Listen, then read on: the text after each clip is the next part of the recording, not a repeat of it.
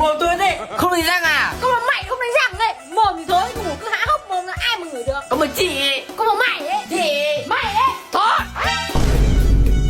Ồ, nhưng nhà mũi đâu mà mình đeo khẩu trang? Vì mồm chúng mày thối quá nên tao mới phải đeo đấy. Rõ ràng hôm nay nhà mình ăn bún đậu mắm tôm, mà sao mồm bên này có cái mùi đào thơm thơm ở đâu ra thế? Đào á? Đào ở đây này. À, xin thơm nhà Obiba. Khử mùi hôi miệng nhanh chóng. Với hương đầu là vị đào mọng nước, hương cuối là vị bạc hà mát lạnh. Không đường, không cồn, không cay, cứ như là uống nước kem trái cây. Suy cái này là nó thơm miệng hả mẹ? Đúng rồi, ngoài ra còn có chứa medicine, lợi khuẩn lactic, có công dụng hỗ trợ diệt khuẩn và chăm sóc răng miệng. Thơm phết. Ôi đến giờ đi ngủ rồi. Mấy mẹ con không ngủ rồi đi còn cứ ngồi đấy. Thế hôm nay đánh răng chưa mà đòi đi ngủ? Đánh làm gì? Tôi không phải đánh.